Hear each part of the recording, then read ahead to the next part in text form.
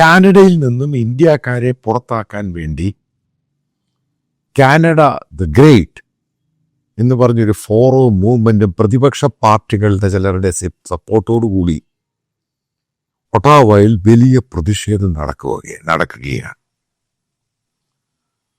പ്രത്യേകിച്ച് ഇന്ത്യക്കാരെ പുറത്താക്കാനാണ് പ്രതിഷേധം.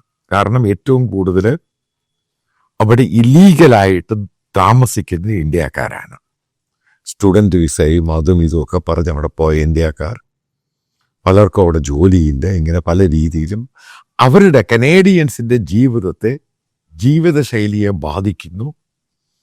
അതിൻ്റെ പേരിൽ ഇന്ത്യക്കാരെ പുറത്താക്കാൻ, ഇന്ത്യക്കാരെന്ന് പറഞ്ഞിട്ട് ഡീപ്പോർട്ട് ചെയ്യണം.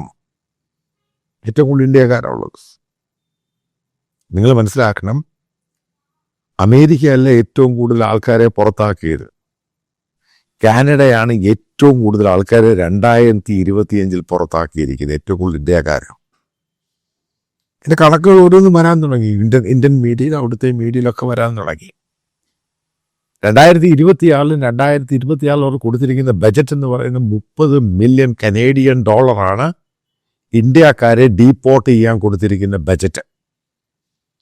മനസ്സിലാക്കണം, 2026 ഏകദേശം 1 മില്യൺ 10 ലക്ഷം ഇന്ത്യക്കാര് അവരുടെ ടെമ്പററി വിസ, ജോലിയുടെ വിസയുണ്ട്, മറ്റുള്ള വിസയുണ്ട്, സ്റ്റുഡൻറ് വിസയായിട്ട് പോയവരുണ്ട്, ഇതൊക്കെ റിന്യൂ ചെയ്യണം.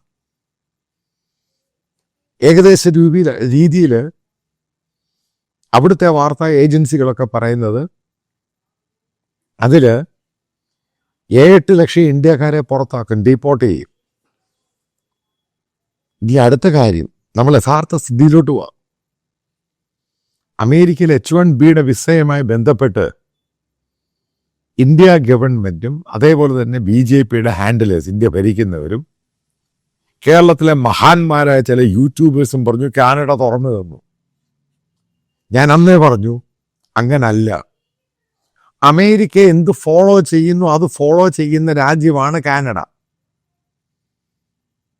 ആർക്കും വിശ്വാസം ഉണ്ടായാലും അത് കഴിഞ്ഞിട്ട് നിങ്ങൾ കണ്ടു, Canadian external affairs foreign minister Indian ഒറിജിനാണ്. അവർ ഇന്ത്യയിൽ വരുന്നു, അവർ ഇന്ത്യ ഗവൺമെന്റുമായിട്ട് സംസാരിക്കുന്നു. സംസാരത്തിന്റെ ഒറ്റ അജണ്ട മാത്രമേ ഉള്ളൂ, അവിടുന്ന് ഡീപ്പോർട്ട് ചെയ്യുന്ന ഇന്ത്യക്കാരെ എടുത്തോണം, ഞങ്ങൾക്ക് അവരെ കൊണ്ട് ജീവിക്കാൻ വയ്യ. അത് പറയാൻ വന്നു കഴിഞ്ഞപ്പോൾ ഇന്ത്യൻ മീഡിയയും യൂട്യൂബേഴ്സും ഒക്കെ വെച്ചതാങ്ങി കാനഡയിലോട്ട് ഇന്ത്യക്കാരെ കൊണ്ടുപോകാൻ വേണ്ടി വന്നതാണ്. ഞാൻ പറഞ്ഞു അതല്ല,